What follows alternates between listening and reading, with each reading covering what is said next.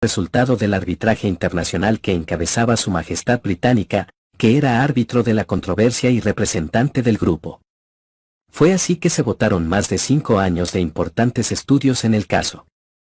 El fallo entregaba a Chile la posesión de las islas Picton, Lennox y Nueva, impidiendo de esta manera las posibilidades de Argentina de tener salida al Océano Pacífico y por el contrario, dando a Chile ciertas posibilidades de tener salida hacia el Atlántico. De esta manera, los generales argentinos, lejos de tomar acciones diplomáticas pacifistas, declararon tener derechos irrenunciables sobre una serie de islas ubicadas entre la boca oriental del Canal Beagle y el Cabo de Hornos. Esto significaba claramente que estaban dispuestos a ir a la guerra en caso necesario.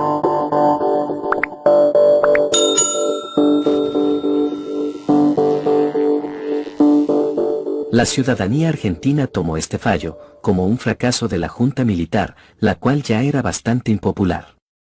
Este panorama dejaba mal al gobierno argentino, encabezado por su presidente Jorge Rafael Videla.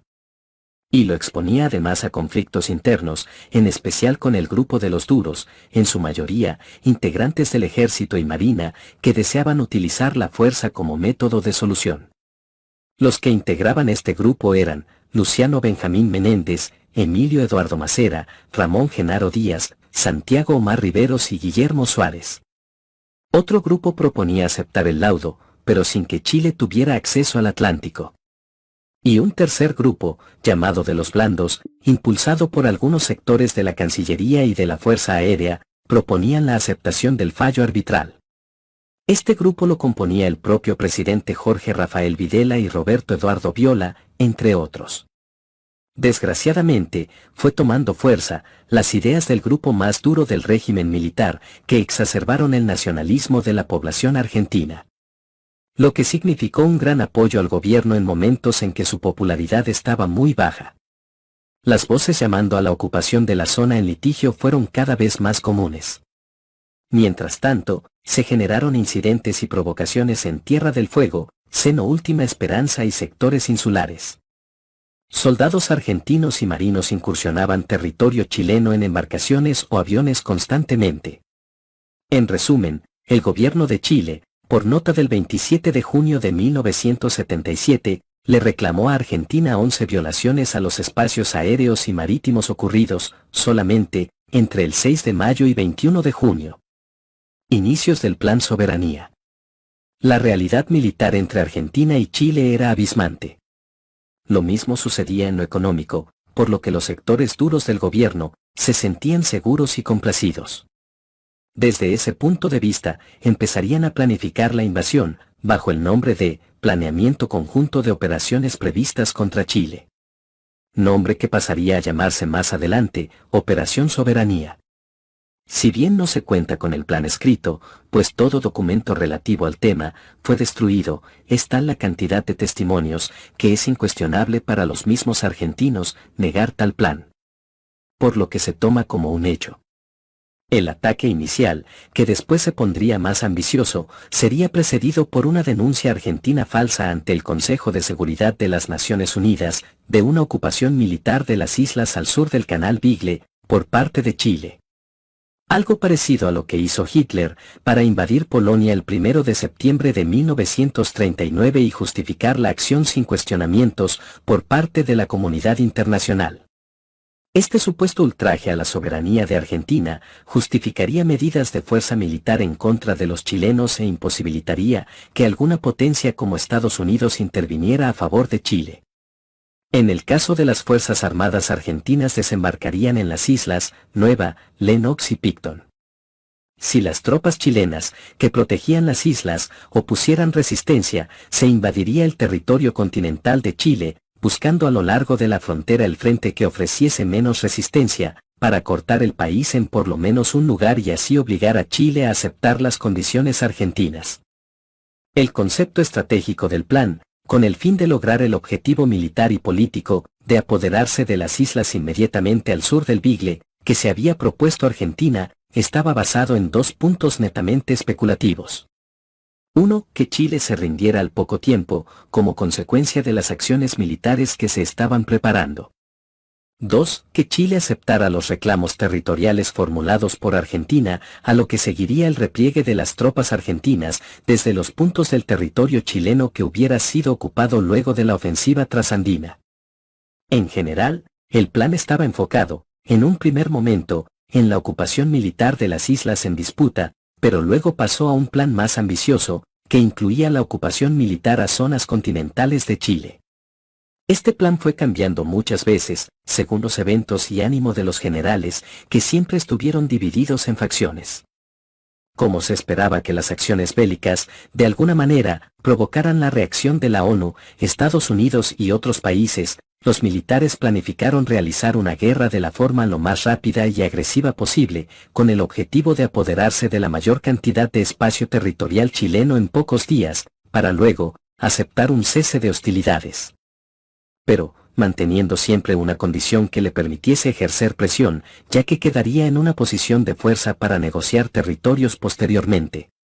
Con ese objetivo, Argentina estaba más que dispuesta a aceptar la presencia de fuerzas de paz de las Naciones Unidas para separar a ambos ejércitos. Debemos recalcar que todo el plan argentino se sustentaba en el supuesto de que Chile se rendiría en poco tiempo. No hay planes para el caso de resistencia prolongada chilena, ni mucho menos que saliera triunfador, por lo cual habla de una arrogancia o superioridad mental en los generales argentinos que los cegaba de una visión más realista del panorama. Otro aspecto que consideraba el plan era la posibilidad de que Perú, que llevaba varios años armándose para una posible guerra contra Chile, interviniera en el conflicto a favor de Argentina. Pero, para esa fecha, ya no gobernaba Juan Velasco Alvarado, quien se armó con la clara intención de invadir el norte de Chile. Su nuevo presidente era Francisco Morales Bermúdez, quien detuvo toda intención belicista contra Chile. Quizás el nuevo gobierno peruano, lejos de las ambiciones de sus predecesores, permitió o impulsó a De la Puente a poner en conocimiento al canciller chileno, Hernán Cubillos, lo ocurrido, asegurándole que Perú no intervendría si se producía la guerra entre Chile y Argentina. Los primeros movimientos argentinos ya se habían materializado hacia el 14 de diciembre de 1978, en cuanto a la movilización de las fuerzas regulares del ejército, la marina y la aviación, más la movilización gradual de los reservistas. La ofensiva argentina sobre Chile seguiría la siguiente secuencia. 1. A partir de las 20 horas del día 22 de diciembre de 1978, la Flomar y la Infantería de Marina, Batallón número 5, ocuparían las islas más australes de Chile, las que cimentarían el paso al Océano Pacífico. A las 22, la Flomar e Infantes de Marina compuestos por los batallones números 3 y 4. Ocuparían las islas Picton, Nueva y Lennox, logrando control del canal Beagle. La ofensiva terrestre se iniciaría a las 24 horas. El quinto cuerpo de ejército atacaría desde la zona austral argentina de Santa Cruz, tratando de abarcar el máximo de territorio de la zona patagónica chilena. Simultáneamente, la Fuerza Aérea Argentina iniciaría bombardeos en puntos estratégicos. Posteriormente, a las 6 horas del día 23 de diciembre, se procedería a la destrucción de la Fuerza Aérea de Chile que se encontrase en tierra. En una fase posterior, el plan incluía lanzar una ofensiva utilizando al tercer cuerpo de ejército, en la localidad del Paso Los Libertadores en la zona central y Paso Fronterizo Cardenal Zamoré, ex Paso Puyehue, para dejar a Chile aislado sin poder comunicarse, o para entorpecer las comunicaciones y causar el máximo de confusión. Para ello era importante que la Flomar tomara alguna ciudad como Puerto Williams o Punta Arenas, apoyada por la Fuerza Aérea con operaciones marítimas y terrestres. En función de este plan, las fuerzas argentinas se organizaban de la siguiente manera. El ejército argentino al mando, del general Roberto Eduardo Viola, enviaría al general Leopoldo Fortunato Galtieri, a proteger la frontera norte con Brasil y detener cualquier ofensiva que ese país pudiera montar en contra de Argentina. Esta idea del apoyo brasileño incondicional a Chile estaba vigente desde la Guerra del Pacífico, pero carecía de sustento. El general Luciano Benjamín Menéndez al mando del tercer cuerpo del ejército tenía la misión de actuar como una cuña, dividiendo a Chile por la mitad partiendo de Mendoza, abarcando zonas de Santiago y Valparaíso en lo posible y cortar toda comunicación hacia el sur y el norte. Este general era parte del grupo de los duros, que había dicho de forma bastante fanfarrona, por no decir otra cosa, que invadir Chile era un verdadero paseo. En lo que respecta al enfrentamiento naval, la flota de mar fue dividida en dos grupos de tareas, GT, que habían sido ubicados en dos sitios estratégicos. Por una parte, el GT-1 se encontraba en la boca oriental del Canal de Beagle, mientras que el GT-2 se encontraba emplazado delante del Estrecho de Magallanes, en aguas australes argentinas. Mientras tanto, en el sur, el general José Antonio Vaquero, a cargo del Quinto Cuerpo del Ejército, tenía la misión de partir desde la provincia de Santa Cruz, con el objetivo de conquistar Punta Arenas o Puerto Natales. Junto a ello había una brigada de caballería brindada Comodoro Rivadavia, encargada de prevenir una posible invasión chilena por el sector de Río Mayo, en Chubut, que es una gran provincia de la Patagonia Argentina, que abarca lo que vendría siendo para Chile desde Ancud hasta más al sur de Coyhaique. Armada Argentina. Contraalmirante Humberto Barbuzzi. La flota argentina se había preparado para la conquista de las islas del Canal del Beagle y de zonas continentales de Chile. También tenía planes de defensa contra los ataques de la Armada chilena. El primer grupo, encabezado por el portaaviones liviano 25 de Mayo, con aviones y helicópteros artillados. Formado por 8 aviones de ataque estadounidenses Skyhawk, 4 aviones de guerra antisubmarina S-2 Tracker, 4 helicópteros equipados con sonar y sistemas para guerra antisubmarina Sea King, y un helicóptero Alouette, equipado con misiles Exocet, y corbetas misilísticas clase A-69, Drummond y Guerrico, ambas con 4 misiles 38 Exocet, para funciones de escolta. Segundo grupo. Se encontraban destructores, corbetas misilísticas y, entre otros, el crucero Ara General Belgrano, el cual había sido reequipado en cuanto a su armamento, para mejorar su poder de fuego, con cañones de 6 pulgadas, para tiro naval y baterías de misiles SEA-CAT, con un alcance aproximado de 4.000 metros. Y los destructores Rosales, Buschard y el Ara Piedra Buena, estos dos últimos con 4 misiles MM-38 Exocet. También navegaba en este grupo de tareas, el buque tanque Ara Punta Médanos y otros buques abastecedores de petróleo. El tercer grupo, conformado por el Ara Pi, destructor de la clase Giring con sus 4 misiles MM-38 Exocet, junto al resto de los buques de la primera división, con los destructores Ara Seguide 25, también con 4 misiles MM-38 Exocet. El Ara Almirante Storni y Ara Almirante Dome García. Antes de seguir, considero importante decirte que los misiles Exocet, que se nombraron aquí, no son los mismos que utilizaron con tanto éxito los aviadores argentinos en las Malvinas. Los Exocet MM-38 y AM-38, fueron de una generación anterior, usadas principalmente para helicópteros y de lanzamientos desde naves de superficie. Fuerza Aérea Argentina. Su comandante a cargo era, el brigadier general Orlando Ramón Agosti. Una de las ramas argentinas mejor preparadas era, precisamente la aviación, que demostró su preparación en la Guerra de las Malvinas, logrando hundir el 40% de los barcos ingleses. Uno de los objetivos principales que tenía era iniciar bombardeos contra objetivos militares en ciudades de Punta Arenas y Puerto Williams. Siendo importante, también, la tarea de destruir los aviones de la Fuerza Aérea Chilena, en lo posible antes que pudieran despegar, para ello era primordial el factor sorpresa. Bajas. 2 periódicos, el español El País y el argentino La Nación, dieron estimaciones de que las bajas humanas serían entre 30.000 y 50.000 muertos en el transcurso de la guerra. Claro está, que estas estimaciones estaban basadas en el caso de que Chile se rindiera pronto. Cosa que solo lo creían los generales argentinos. De ahí en adelante es difícil especificar las bajas, pues dependería de la resistencia y el alargue de la guerra.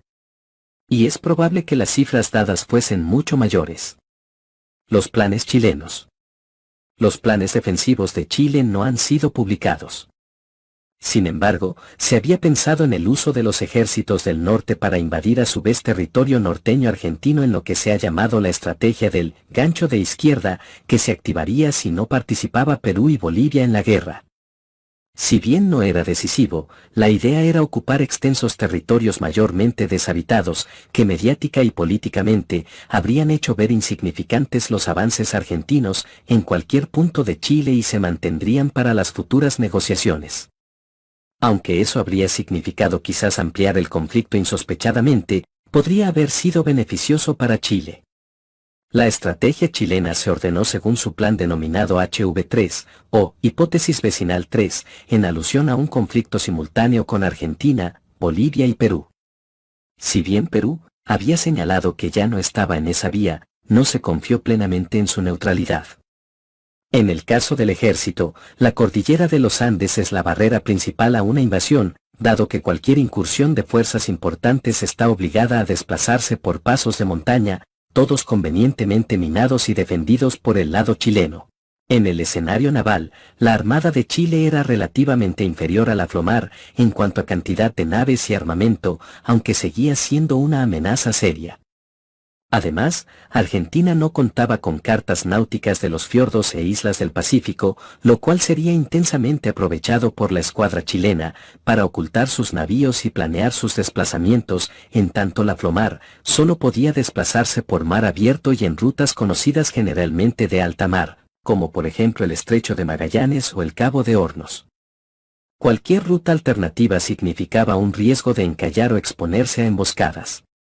Bajo el mando del almirante Raúl López Silva, la Escuadra Nacional se había preparado durante un año para enfrentar a los argentinos, manteniendo en secreto sus maniobras. Por el contrario, los movimientos de los trasandinos se habían observado y ya no representaban ninguna sorpresa o incógnita. Por lo que, en cuanto se supo que el ataque era inminente, la Marina chilena salió a su encuentro con la orden de frenar su avance en puntos estratégicos previstos en aguas chilenas. La Fuerza Aérea de Chile era sensiblemente inferior a la argentina en tecnología y número, pero no en la capacidad de sus hombres. Inminente conflicto. Comienza la Operación Soberanía. Para diciembre del 1978, las relaciones entre ambas partes habían llegado a un punto de tensiones máximas para la época. En Chile la prensa no hizo mucho revuelo manteniendo un perfil bajo. Al contrario, en Argentina, había un gran despliegue en la prensa y la televisión, manipulada por el gobierno, utilizada para lograr una cierta unión del pueblo argentino con arengas nacionalistas que exaltaban la xenofobia en contra de Chile. Pero esa estrategia también fue su perdición, porque exponía a Argentina como un agresor ante el mundo. Y la base del plan Soberanía estaba sostenida en la discreción, lo que a todas luces no se estaba dando. Esta fue una de las tantas equivocaciones que debilitarían la Operación Soberanía. Finalmente la Junta de Gobierno argentina puso fecha a la invasión, la que fue el 21 de diciembre de 1978. Pero para esa fecha el clima, según dicen muchos, era inestable. Y a medida que pasaban los minutos, el tiempo se tornó cada vez peor, vientos huracanados y olas de más de 12 metros de altura impedían, supuestamente, toda acción de ataque. Aún así, el contraalmirante Barbuzzi mantenía el rumbo hacia la zona de operaciones, aguardando el momento que el tiempo amainase y de ese modo iniciar las acciones. En horas de la tarde el Comando Naval le ordenó al capitán de navío Pablo Gunderlich que desplazase la escuadra hacia la Isla Nueva, porque ese iba a ser el primer objetivo del enemigo. Y en ese sentido, el oficial alistó a los 150 comandos de su destacamento de infantería de marina y a bordo del destructor Serrano, se dirigió a ese destino.